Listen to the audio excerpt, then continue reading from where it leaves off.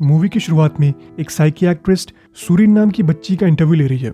Doctor को camera लगाता देख सूरिन बहुत ज़्यादा नर्वस हो जाती है। डॉक्टर उसे अपनी स्टोरी शुरू से सुनाने के लिए कहती है। ये कहते ही सूरिन ये कह के अपनी स्टोरी स्टार्ट करती है कि उसकी माँ ने डाक्यून नाम के आदमी से कुछ साल पहले शादी की थी, लेकिन शादी करने के बहुत जल्द उसकी माँ की किसी बीमारी के कारण मौत हो गई थी। तभी से वो डाक्यून के साथ ही रहती है। डाक्यून की कंपनी ने उसे हवानो नाम की एक आइलैंड के कंस्ट्रक्शन साइट पे काम करने भेज दिया है। इसी वजह से सूरिन को भी उसके साथ जाना पड़ता है। सूरिन की माँ के मरने के बाद वो कभी खुल के हंसी तक नहीं है। वो ज़्यादा किसी से बात नहीं करती और उसे डोक्यू भी कुछ खास पसंद नहीं है। डोक्यू ने उसका एडमिशन आइलैंड के एक नए स्कूल में करा दिया है, जहाँ सूरिन नए फ्रेंड्स बना सकती है, पर वो वहाँ भी सभी बच्चों से दूर ही रहना पसंद करती है। डोक्यू वहाँ बन रहे एक टनल कंस्ट्रक्शन साइट का चीफ ऑफिसर है, इसलिए उसे रात भर काम करना पड़ता है। टनल कंस्ट्रक्शन साइट पे धमाकों के कारण आइलैंड के लोगों को जाने की परमिशन नहीं है। एक रात सूरिन अपने ब्लॉग में आई कमेंट्स को चेक करने लगती है। उसकी माँ के मरने के बाद से वो सभी लोगों से कहीं दूर भाग जाना चाहती थी और इस बारे में रिसर्च करते वक्त उसका वर्म होल्स और सुपर नेचुरल चीज़ों में इंटरेस्ट बढ़ने लगा। वो तभी से इंटरनेट पे लोगों से इन्हीं चीज़ों के बारे में बात करते रहती है। लेकिन स्कूल में वो गलती से अपना कंप्यूटर लॉक किए बिना वहाँ से चले जाती है और उसके क्लासमेट उसके मैसेजेस पढ़ के उसका मजाक उड़ाने लगते हैं। घर वापस आते वक्त सूरिन को रास्ते में संगमिन नाम का एक लड़का मिलता है, जो पास के ही एक अनाथ आश्रम में रहता है। संगमिन उसे अपना इंट्रोडक्शन देता है और उससे दोस्ती करना चाहता है, पर सूरिन उसे इग्नोर करके वहाँ से चली जाती है। अगले दिन लंच में सूरिन सुनती है कि संगमिन अपने फ्रेंड्स के साथ उसके ब्लॉग और वॉर्म होल्स के बारे में बातें कर रहा है। संगमिन ये बिलीव करता है कि वॉर्म होल्स सच में होते हैं। उस दिन स्कूल के बाद संगमिन सूरिन को फॉलो करने लगता है, लेकिन कुछ देर बाद ही सूरिन उसे पकड़ लेती है और पूछती है कि वो उसका पीछा क्यों कर रहा है।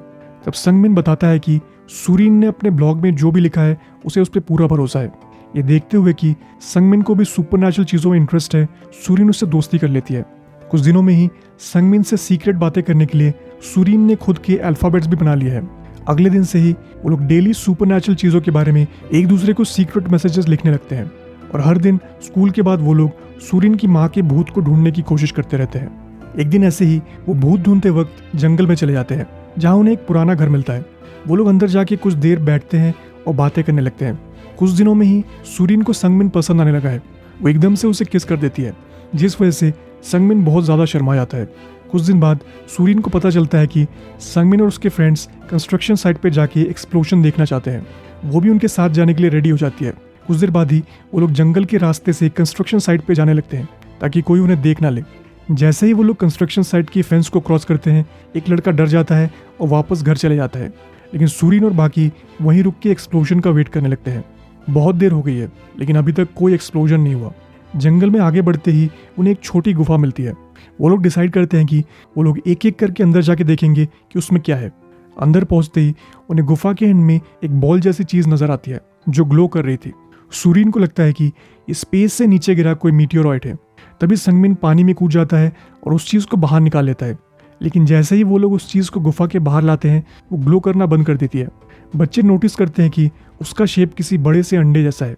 तभी ताइशिंग नाम का लड़का ये कहता है कि यह अंडा किसी टाइम गॉब्लिन का हो सकता है। उसके ग्रैंडफादर ने उसे बताया है कि पूर्णिमा के दिन इन पहाड़ों के जंगल में एक गुफा नजर आती है जिसमें टाइम गॉब्लिन रहते हैं, और जो भी उस गुफा के अंदर जाता है, गुफा के बाहर आते ही वो लोग बूढ़े हो जाते हैं। लेकिन बाकी बच्चे बोलते हैं कि उनमें से तो कोई भी बूढ़ा नहीं हुआ, इसलिए उन्हें लगता है कि ताइसिक ख्याली पुलाव पका रहा है। तभी सूरिन को ये रियलाइज होता है कि उसका हेयरपिन नीचे गुफा में कहीं गिर गया है, जो उसे उसकी माँ ने दिया था। इसलिए वो अपना हेयरपिन ढूंढने के लिए गुफा के अंदर चली जाती है और बाकी बच्चे उस अंडे पे नजर रखने के लिए बाहर ही रुक जाते हैं। उसे अपनी पिन तो मिल जाती है, लेकिन तभी वो नोटिस करती है कि वो अंडा गुफा के अंदर वापस आ गया है। वो पूरी तरह कन्फ्यूज्ड है, इसलिए वो ये बात अपने फ्रेंड्स को बताने बाहर आती है। लेकिन वो बाहर देखती है कि वो अंडा टूटा हुआ है और उसके फ्रेंड्स भी वहाँ से गायब है। वो जंगल में ही अपने फ्रेंड्स को ढूंढने लगती है, लेकिन कुछ देर में ही रात हो जाती है और सूरिन रास्ता भटक जाती है। सूरिन को रात जंगल में ही बितानी पड़ती है। अगले दिन एक पुलिस की टीम बच्चों को जंगल में ढूंढने जाती है। डिटेक्टिव आन को इस इन्वेस्टिगेशन का हेड बनाया गया है। कुछ देर बाद ही पुलिस को सूरिन बेहोशी की हालत में मिलती है। अच्छी बात यह है कि वो अभी तक जिंदा है। हॉस्पिटल में डिटेक्टिव सूरिन से पूछता है कि उसके फ्रेंड्स के साथ क्या हुआ। सूरिन धीरे धीरे उस गुफा, उसके अंदर से मिले अंडे के बारे में उसे सब कुछ बताने लगती है, लेकिन ये ऑब्वियस है कि डिटेक्टिव और बाकी कोई भी एडल्ट उसकी स्टोरी पे बिलीव नहीं करते। सूरिन तो उन्हें जंगल में ले जाके वो गुफा भी दिखाने की कोशिश करती है, लेकिन उसे वो कहीं नहीं मिलता। ऐसा लग रहा है कि रात में वो गुफा कहीं गायब हो गई हो। तभी डिटेक्टिव को ये इन्फॉर्मेशन मिलती है कि पुलिस को टाउन से 20 किलोमीटर दूर एक बीच में जेवुक नाम के बच्चे की डेड बॉडी मिली है। वो कल सुरीन के साथ ही था। उसकी मौत अस्थमा अटैक के कारण हुई थी। उसकी बॉडी को किसी ने बीच में बहुत बड़ा गड्ढा खोद के दफना दिया था, जिस कारण पुलिस को लगता है कि किसी ने उसे किडनैप करने के बाद ये हरकत की होगी। कुछ हफ्ते ऐसे ही निकल जाते हैं और बाकी 2 बच्चों के बारे में अभी तक कोई खबर नहीं मिली है। संगमिन के गायब होने के बाद सुरीन फिर से अकेला महसूस करने लगी है।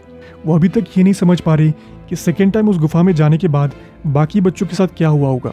एक दिन अचानक से उसे अपने घर के बाहर कुछ आवाज़ आती है। बाहर देखते ही उसे जंगल की ओर भागता हुआ एक आदमी नजर आता है। सुरीन भी उसका पीछा करने लगती है। कुछ दूर भागने के बाद ही वो थक के नीचे बैठ जाती है। वो आदमी भी उसे देख के रुक जाता है और धीरे से सुरीन की ओर बढ़ने लगता है। सुरीन इतनी डर गई है कि वो कहीं भाग भी नहीं पा रही। तभी वो आदमी एकदम से कहता है कि वो उसका दोस्त संगमिन है। संगमिन का नाम सुनते ही सुरीन बड़ी हिम्मत जुटा के वहां से भाग निकलती है। जंगल से बाहर निकलते ही उसे डोक्यू की कार दिखती है। उसे वो सब कुछ बता देती है। पुलिस को भी इस बारे में बता दिया जाता है, इसलिए वो लोग उस आदमी को जंगल में ढूंढने लगते हैं। पुलिस को लगता है कि उसी आदमी ने बाकी बच्चों को किडनैप करके रखा होगा। डिटेक्टिव सुरीन को उस आदमी के बारे में पूछता है तो वो उसे बताती है कि वो अपने आप को उसका दोस्त संगमिन बता रहा था। पुलिस को वो आदमी तो नहीं मिलता, लेकिन उन्हें सुरीन की डायरी मिल जाती है, जिसपे वो और संगमिन एक दूसरे को सीक्रेट मैसेजेस लिखा करते थे। उसे खोलने के बाद सुरीन पूरी तरह शॉक में है, क्योंकि वो डायरी संगमिन के मैसेजेस से भरी हुई है।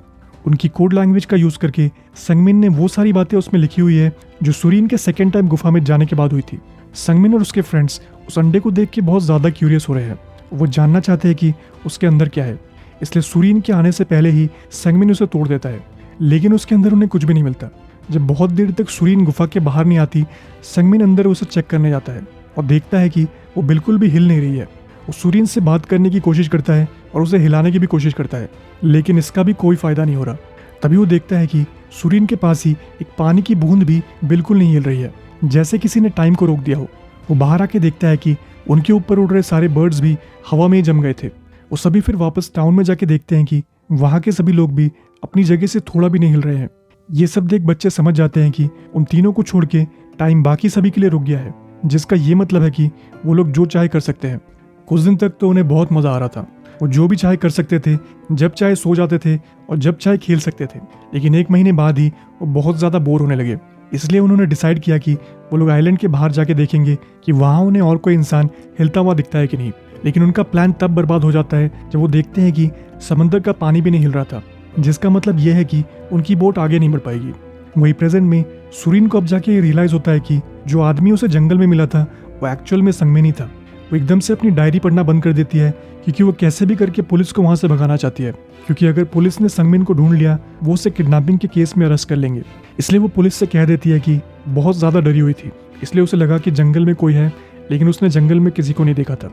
पुलिस भी उसकी बात मान के वहाँ से चली जाती है। इसके बाद सुरीन आगे की स्टोरी पढ़ने लगती है। कई महीनों बाद तीनों दोस्त एक मॉल के अंदर टेंट बना के रहने लगते हैं, लेकिन समय के साथ जेवुक की तबीयत खराब होने लगती है, क्योंकि उसे अस्थमा है और टाइम के रुकने के कारण उसका पंप काम नहीं कर रहा था। एक रात उसे अचानक से सांस लेने में दिक्कत आने लगती है और कुछ देर में ही उसकी मौत हो जाती है। ये देखते ही संगमिन और ताइसिक बुरी तरह टूट जाते हैं। वो लोग बड़े भारी दिल के साथ अपने फ्रेंड की बॉडी को पास के एक बीच में दफना देते हैं। 5 साल ऐसे ही निकल जाते हैं, पर टाइम अभी तक रुका हुआ है। बच्चे अब थोड़ा बड़े हो गए हैं। वो लोग पिछले 5 साल से अकेले ही रह रहे हैं, लेकिन उन्हें अभी तक उम्मीद है कि ये दुनिया फिर से एक दिन नॉर्मल हो जाएगी। संगमिन को पूरा भरोसा है कि जब वो लोग 20 साल के हो जाएंगे तब सब कुछ पहले जैसा हो जाएगा। वो लोग सभी के पास से थोड़ा थोड़ा पैसे चुराते रहते हैं, इस उम्मीद में कि जब सब नॉर्मल हो जाएगा वो लोग भी बहुत ज़्यादा अमीर हो जाएंगे। लेकिन उनके 20 साल के होने के बाद भी कुछ चेंज नहीं होता। धीरे धीरे उनकी सारी उम्मीद मरने लगती है और वो लोग जंगल के अंदर एक लकड़ी के घर में रहने लगते हैं। एक दिन अकेलेपन के कारण संगमिन पागल होने लगता है। वो बस चाहता है कि टाइम कैसे भी करके फिर से नॉर्मल हो जाए।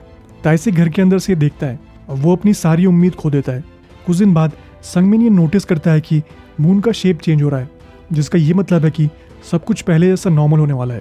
वो ताइसिक को ढूंढ के बताना चाहता है, लेकिन उससे वो कहीं मिल नहीं रहा। वो पूरे आइलैंड में उसे ढूंढने लगता है और आखिर में एक क्लिफ के पास जाकर रुक जाता है, जहाँ उसे ताइसिक के कपड़े मिलते हैं। वो फिर नीचे देखता है तो उसे रियलाइज होता है कि उसका फ्रेंड क्लिफ से नीचे कूद गया है। ये देख संगमिन पूरी तरह टूट जाता है और वो भी नीचे कूद जाता है। लेकिन ऐसा करते ही टाइम फिर से चलने लगता है और सब कुछ पहले जैसा नॉर्मल हो जाता है। कई सालों में पहली बार पानी को हिलता हुआ देख उसे बहुत अच्छा फील होता है। अपनी डायरी पूरी पढ़ने के बाद सुरीन दौड़ के जंगल की ओर जाने लगती है और वहाँ संगमिन से मिलती है। वो डिसाइड करते हैं कि वो पूरी सच्चाई दुनिया को बता देंगे, पर उन्हें डाउट है कि कोई इन पे बिलीव करेगा। इसी बीच पुलिस को सीसीटीवी फुटेज में संगमिन दिख जाता है। वो लोग पूरी तरह श्योर है कि वही बच्चों का किडनैपर है। रात में संगमिन सुरीन के घर पे इमोशनल सपोर्ट के लिए आता है।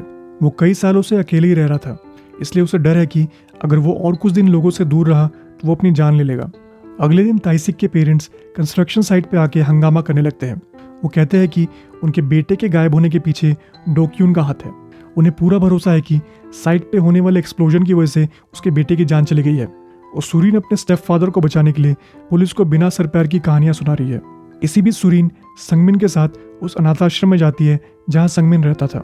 सुरीन पहले अंदर जाके वार्डन को सब कुछ एक्सप्लेन करती है, फिर वो बाहर संगमिन को बुलाने जाती है, लेकिन तभी उसके फादर उसे खींच के वहां से ले जाने लगते हैं। कुछ देर बाद ही संगमिन अंदर जाके वार्डन से मिलता है, जिसे वो अपनी माँ जैसी मानता था। वो वार्डन से वो सारी बातें बताने लगता है जो वो बचपन में किया करता था। ये सब सुन के वार्डन पूरी तरह शॉक में है, लेकिन वो संगमिन की बातों का भरोसा नहीं कर पा रही है। डोक्यून ने सुरीन को घर के अंदर लॉक कर दिया है, लेकिन रात में संगमिन पीछे के दरवाजे से अंदर आके उसे छुड़ा लेता है। वो लोग सुरीन के घर से कहीं दूर भाग जाते हैं, ये डिसाइड करने के लिए कि उन्हें आगे क्या करना चाहिए। तभी सुरीन को याद आता है कि जब वो केव में अपनी पिन ढूंढने गई थी, उसे वहाँ पे एक दूसरा अंडा दिखा था। वो ये सजेस्ट करती है कि वो दूसरे अंडे का यूज़ करके एक एडल्ट होकर वापस आ सकती है। तभी बाकी लोगों को बिलीव होगा कि संगमिन सच बोल रहा है।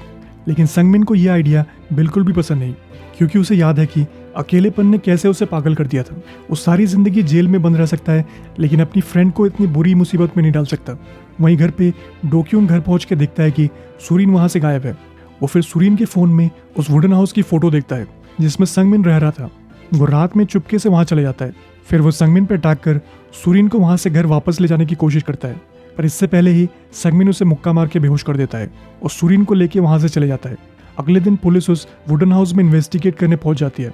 उन्हें पूरा भरोसा है कि किडनैपर सुरीन को यह कह के मैनिपुलेट कर रहा है कि वो संगमिन है। सुरीन के गायब होने की खबर हर जगह आग की तरह फैलने लगी है और पुलिस भी उन दोनों को कुछ दिन में ढूंढ ही निकालती है।